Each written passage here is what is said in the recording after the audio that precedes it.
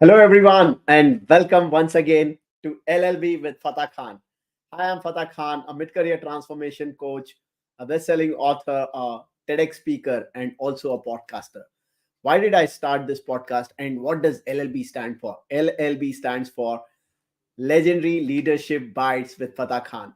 And the reason I started this is I was in the corporate world for 17 long years, in which about 7+ years I was more into leadership roles. And I realized leadership is a skill, right? And when you are struggling with leadership, then you are not only like affecting your own growth, but it also affects the growth of your team members and also the organization. And they realize there is a huge demand for leadership and there is a demand for great leaders.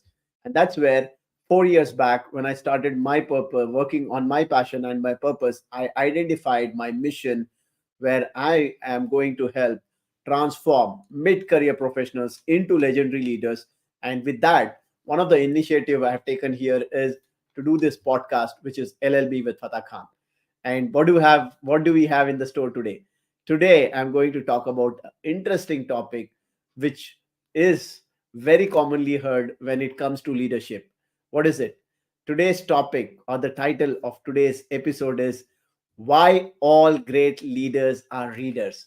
Yes, you might have heard multiple times that leaders are readers, right? And you must have heard from multiple examples like how great leaders, they have this common attribute of reading books, right? And how does this help? Why do great leaders always look at reading books? And this is something that I also did not understand for a very long time in my life.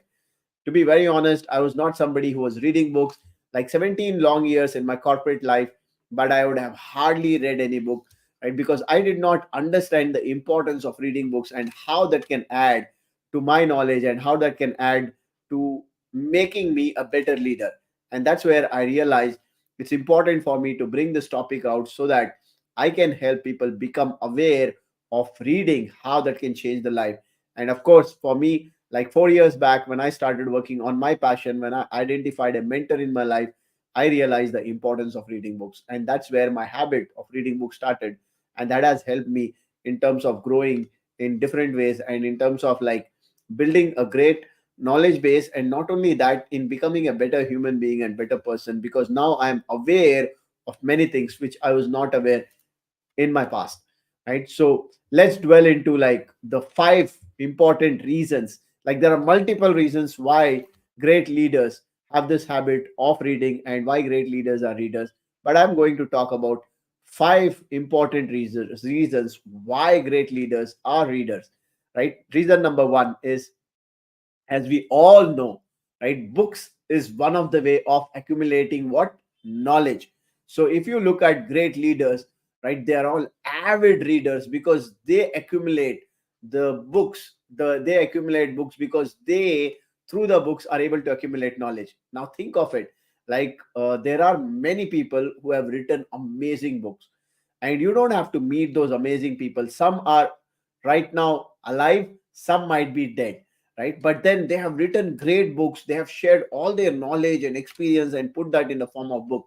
Now it's a great opportunity for us to learn from their experience rather than we actually reinventing the wheel, right? Think of it, if I have to actually talk about any topic, right, in terms of like say for example, one of the best book I can talk about is KPI, right, key person of influence. And if I have to talk about how do I become a key person of influence and how do I do that, right, if I am trying to do it all by my own, if I am trying to build something of my own, it will take me a long time. But what if somebody has worked on this topic? What if somebody has walked the path? What if somebody has have experience in this, and they have put all those experience, their sharing and knowledge in form of book? Do you think that will help? Of course it will help. And that's where great leaders understand the importance of reading books, and that's where their knowledge comes from. A lot of books, and that is becoming the place for their knowledge accumulation. And if you have heard Warren Buffett says, right, the books, right, if you see Warren Buffett is an avid book reader, and why is he paid so heavy in the marketplace today? Why is he earning so much today? Do you think it's because of his skills, right? It must be because of his skills. But if you think of one important thing which he has shared in multiple places also, is like about books. He's renowned for his voracious reading. He continues to read. He's an avid book reader. He reads and he says, I gain a lot of knowledge from this book. And with that knowledge, he is able to develop that thinking power. And when he is aware of a lot of things through the book, now whenever he's sharing certain things, that is coming from his experience, that is coming from his knowledge base that he's already built through books, right? So that's reason number one, why great leaders are readers. What is number two? Reason number two, if you see, one of the common traits of all great leaders is continuous learning, right? See, you cannot keep growing until and unless you don't continue to learn, right? If you see, many of them, if you see in the leadership space, right, after a certain stage, if you might have seen like mid-career crisis, midlife crisis, and they reach stagnation, and you also see the downfall of many people. Why do you think that happens? Because at some point of time, people start believing that I know everything. And when they start believing that and they don't continue to learn, that's where they start facing failures in life, right? But as a leader, you cannot stop at any stage. Think of this like, anything today, if you talk about technology or anything, nothing is static. Nothing is going to remain for a very long time, right? Something has come today, it is going to change, right? And today it's at a very fast pace. A lot of things are changing at a very fast pace. So if you as a leader are not a continuous learner, if you are just thinking whatever I've learned till now from my MBA or whatever degrees, that alone is going to help me. No, it will not help. So you need to become a continuous learner. And one of the examples that I can talk about a continuous learner who's also like somebody who is an influencer and helping a lot of people out there. She is become an icon and she has become somebody who has inspired a lot of people like Oprah Winfrey, right? She has been somebody who is in the media and she is renowned for her presence and the way she shares her knowledge. Do you think it comes from like where she has learned through certain books or through certain ways in the past and that is what is helping her? No, it is continuous learning, right? She continues to learn and she has shared that how continuous learning has helped her to actually be aware of a lot of things. And she is there on the stage. You must have seen her stage presence, the way people ask questions. How is she able to answer all those questions, right? Because she has been a continuous learner. And that is how great leaders, when they are continuous learners, when they are readers, they keep going to the next level in their leadership and they are able to help not only their teams but also their organizations to grow at a very fast pace. And then comes number three, empathy development. Now, if you see, today we are all talking about leadership, emotional intelligence. We always talk about empathy, right? How do you gain that? One of the beautiful examples I can cite from one of the real life case studies is about Bill Gates, right? We know Bill Gates, the kind of person he is and the kind of like leadership style he has, right? And he shares, and I remember in one of his documentary, he shares that he typically locks himself in a room where he's actually spending a lot of time with books, right? And that is what he shares, that when I'm able to read through these books and understand, right, from the books, that is where it helps me to actually build a lot of empathy, right? And he actually says he often dwells into the fiction to broaden his empathetic understanding, right? It can be any kind of books that can help you. Different kind of books attract different people, but of course books, through reading, people have been able to attract a lot of things. And especially when it comes to leadership, the third attribute, which is empathy, that we are talking about, that can also be learned through books. Of course it needs a lot of practice when you are implementing it, but first, what is the first stage? Becoming aware, able to learn, and then you implement, right? You can't implement until and unless you have not learned. And the easiest and the fastest way of learning anything, right, any attribute including empathy, is to actually go ahead and read through books from various examples of people, from various case studies, so that you can start learning it and implementing in your life as well. That takes me to number four, right? Point number four is enhanced communication skills. This is a very powerful thing that I have learned from my real life examples as well, right? I remember like I have met a lot of IAS and IPS officers during the time when I was working for a lot of NGOs. Of course I continue to do that, but that activity has reduced in the past couple of years. But whenever I used to actually visit the underprivileged kids, the schools, and being there on those stages, what I saw was I saw a lot of IAS and IPS officers coming on the stage. And one of the surprising thing for me was all these came from vernacular medium, right? They did not come from English medium schools, but then they were able to communicate so powerfully. When they are talking, they are inspiring people.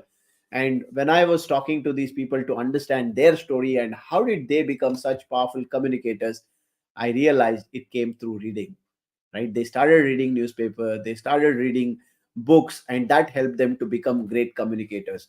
So if you see from the real life examples, if you see the best of the best speeches, let me remind you of the best of the best speeches. If you have to remember the speech that came from Steve Jobs, right? One of the known speech in the history, right? And also the speech from Martin Luther King Jr., I have a dream. And how do you think they are able to come up with such great communication skills? When they are speaking, they inspire people. That of course come from reading, because they are able to read books, they are able to read, and when they are reading, their communication skills obviously are also improving. Like I also utilize this particular thing, and it has helped me to a great extent to improve my communication skills as well. Because I still remember, I was thrown out of my first job in less than 2 months because of my poor communication skills. Right? I struggled in my corporate life many a times because of my poor communication skills. But the moment I started reading books, it actually helped me to become a better orator. And not only a better orator, a better storyteller, somebody who can articulate the message well. And is there a scope for improvement? Of course, there is scope of improvement.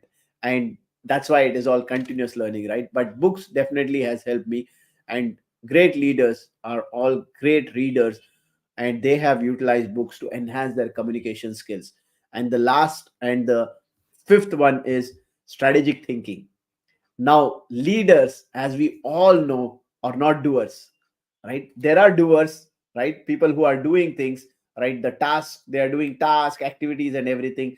But leaders are thinkers, right? And if you are not able to think, if you are not able to think and bring different strategies, if you are not able to bring different ideas on the table, right? As a leader, then you will not be able to help you will not be able to help the team nor the organization, because great leaders have to be strategic thinkers. And how do you improve your strategic thinking skill? Right, again, that's a skill. Right, how do you improve that? By reading books, right? By actually reading from different examples, because various people have done various things, right? Somebody who actually invented aeroplane, as there is also a book about how do you actually go ahead and then create aeroplane. There will be a book how do you actually go ahead and do certain things, right? Innovation, how do you think differently? There are so many books on different topics. If you are able to pick up from those books, the one thing that it can help you as a leader is also strategic thinking. Now, I want to also share one example of a real time case study is of Sheryl Sandberg, who is the Facebook COO, right? And she is known for her strategic mindset. And that's again comes from where, right? It comes from books, right? One of the sources is books. Of course, there can be multiple sources there. But if you see all the strategic thinkers, they're all great readers. And these are the five attributes. These are the five reasons why great leaders are all readers. If I have to summarize this, why all great leaders are readers. Number one, it helps in knowledge accumulation. Number two, continuous learning. Number three, empathy development. Number four, enhanced communication skills. And number five, strategic thinking. Right, with that, I hope this will help you to start reading books if you're not already doing that. But if you're already doing that, I hope this will help you to build a habit where you are reading books and you become an avid reader, because all great leaders, my dear friends, are readers. Right, I hope this helps you. And with that, we come to the conclusion of this episode, and I will see you soon in the next episode with more legendary leadership bites. Thank you so much for listening to me, and have a great time.